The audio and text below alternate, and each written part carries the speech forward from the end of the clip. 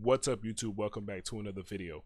In this video, I want to be covering the 3 keys when it comes to trading, right? So when it comes to trading smart money concepts, when it comes to trading supply and demand, and when it comes to trading Wyckoff, we have 3 main keys that we want to look out for as we approach the markets.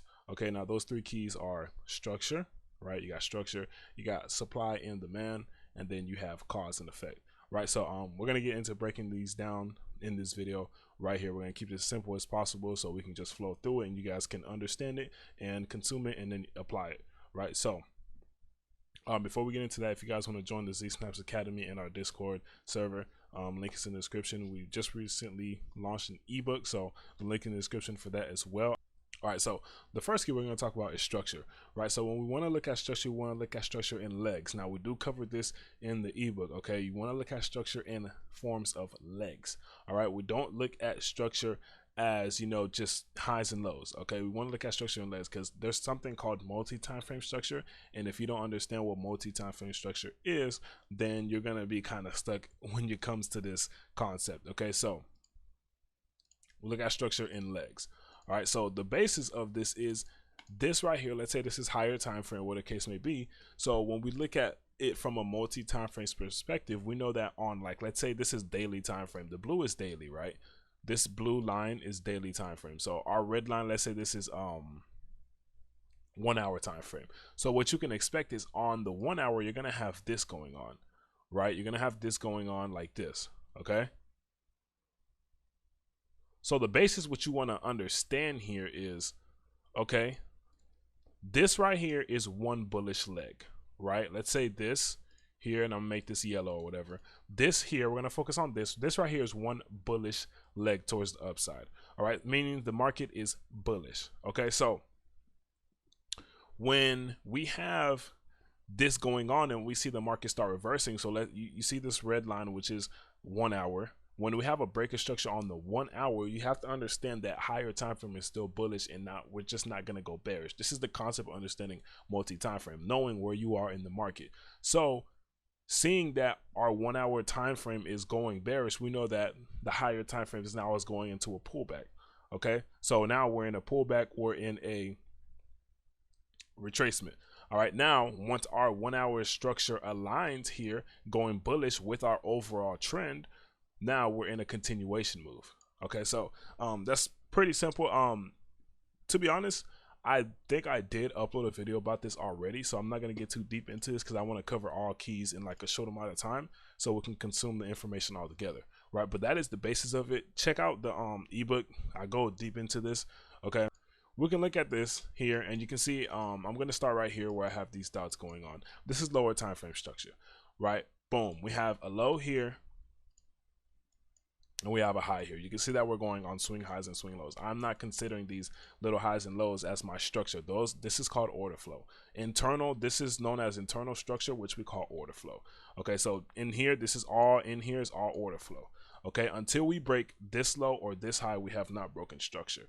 Okay, so that's what you need to understand.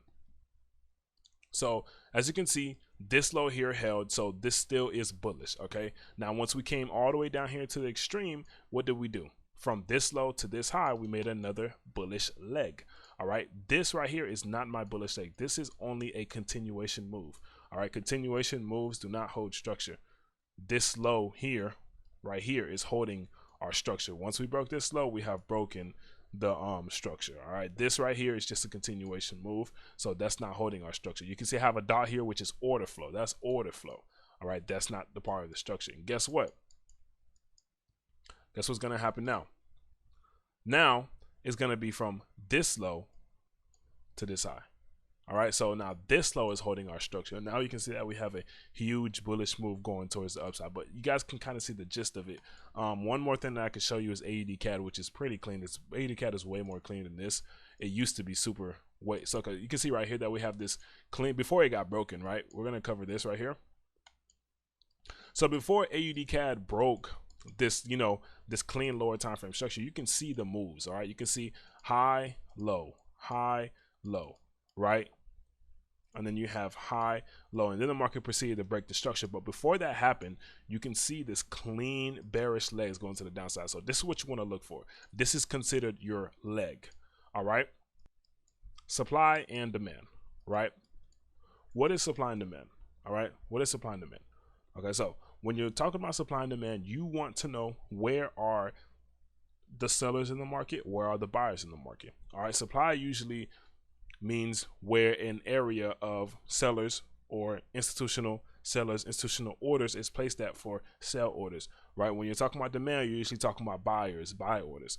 Okay, you're usually talking about where is the level the institutions have bought the market, where are they not trying to pass. Okay, that demand level, okay, that's where the market seems to bounce off of, which is where institutional orders are being held at, institutional buys at least. When looking at supply and demand, I usually use WYCKOFF because WYCKOFF is the easiest way for me to determine where banks have sold and bought the market. Because when you're looking at these schematics, you see this distribution schematic right here. This tells me that some type of seller was in the market here. Okay, so when you see this huge manipulation happen here, right? When you see this huge manipulation happen here, why didn't we react from here and we came up to here? Because this is where institutions got into the market. So let's see what happened once we reached here. How do I can verify that institutions that this is a level of supply, right? How can I verify that institutions were at this area and this is a level of supply? Well, look what happened once we reached this area. We see a distribution. Distribution shows us the evidence of sellers. Okay, that means sellers are getting into the market to distribute their orders, and sellers are taking over the market. Well, that's exactly what happened. We see a distribution happen here. Okay, and sellers took over the market. Well, what happened once we got into the level down here? Once we took out this low, we had an accumulation. So let me go ahead and tell you, supply and demand doesn't have to be these huge areas, right? Your supply and demand areas can be a sponsor candle, a order block, right? It could be an imbalance, somewhere where you can identify banks and institutions have gotten to the market, whether it be buyers or sellers. Okay, level of supply, you're talking about sellers. Level of demand, you're talking about buyers. So it has to be an area where you can clearly identify that buyers or sellers have gotten to the market. Institutional orders are sitting at that area. That's how you can verify that area as a supply or demand. So next, cause and effect. So this kind of ties into supply and demand, okay, because this is where we verify our supply and demand areas. All right, so when it comes to that, let's look at this. Okay, so one thing I want to tell you here, this here is a clean distribution. This here is a clean accumulation. First of all, why did this distribution hold and this accumulation not hold? They're both clean, right? They both look clean. This is both a clean schematic. They're both levels of WYCKOFF. Buyers got into the market here, you can clearly tell, and sellers got into the market here. You know, the second, which is basically our last key, is cause and effect, right? So essentially, let's look at it so I can explain it to you guys in the best example as possible. This distribution right here is our cause. What is the effect? We broke this low, making a new leg. That's the effect, right? So that means this area had to have a strong bias behind it, meaning there was a lot of sellers at this area in order for us to cause an entire new low and make a new leg towards the downside, correct? Right, cool. Now, this accumulation, this is our cause. What's the effect? Right? We did not break the high, which means this is not a strong, valid area. So once we come back down, you can assume this area to be invalidated. Now, yes, we did have a reaction from here. So that means there were some type of buyers here, but these buyers were not strong enough to cause a new high, right? These accumulation right here, this accumulation I have right here, these buyers that are here, they were not strong enough to overtake these sellers, okay? And we also had where the first key comes in that, let me move this. We also have where the first key comes in that structure is bearish. Cause and effect can apply to anything. So when you're looking to take an entry somewhere, you want to ask yourself, what did this area actually do? Even with a order block, right? Let's talk about an order block.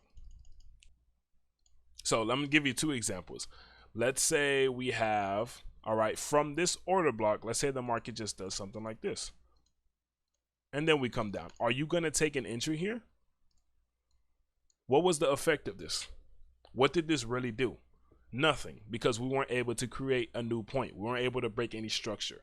All right, and let's look at the movement. So looking at this, you see this is not interest, right? This shows little interest of buyers. When we're looking at an order block, we want to see impulsive movements. That tells us that yes, there was a buyer here, because the market is moving impulsively towards the upside, not allowing others to get in. Usually when that happens, when the market moves so fast to one side, that means there was a large amount of orders before that happened. So essentially, this is not what you want to see, right? This is not a good idea of your cause and effect. Okay, this doesn't validate our cause and effect key. Okay, so this wouldn't be an entry that you would be taking. All right, because yes, this order block here is a cause, but what was the effect? What did we do? Right? You always want to ask yourself, what did that area actually do? Just because it's an order block doesn't mean the market is going to react off of it. You see order blocks in the market all the time. And this was my problem with smart money by itself, because you could not validate these areas to be true, right? That's where I learned supply and demand and cause and effect with Wyckoff. That's where I started putting everything together. So smart money concepts just by itself and just looking at order blocks by themselves are not going to be the end all. That's not the holy grail. You have to put all these things together. Trust me. I realize that. All right. So let's give you a different example. Let's say the market just zoom, right? Impulsive move towards the upside. Okay. Now I am more inclined to take a buy here, because I understand this area created a huge effect towards the upside, and we're able to break highs. Okay, we're able to take out highs, we're able to invalidate other sides of the market. So just apply that to everything. Okay, apply that cause and effect rule to everything you're looking at. If you see an accumulation, ask yourself, what was the purpose of this accumulation? What did it do? What was the cause? What was the effect? Right? If you see an order block and you're thinking about taking entry off of it, ask yourself, what did that order block do? What was the cause? What was the effect? If you're interested in our ebook, the link is in the description. Okay, you can go check that out. If you're interested in our ZSNIPES Academy with our Discord and our in-depth course, then you can go ahead and check that out. The link is in the description as well. We have one-on-one sessions as well that we do. All right, so that is simply it. I hope to see you guys in the next video. Peace out.